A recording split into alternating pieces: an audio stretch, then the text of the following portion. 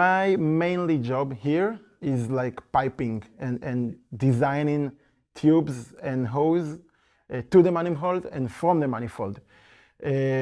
The problem is that piping is sometimes very similar to other work that you already did, but not the same.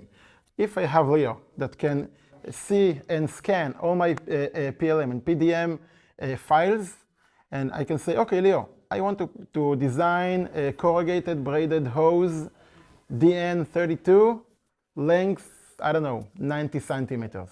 Do I have it already? Check it for me.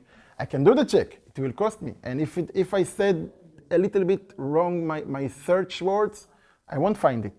But Leo can find it, so it will help me to help the NPI guys to reduce the files in the PDM and to reduce time, because I already designed and did all the work on this part. Why do it again?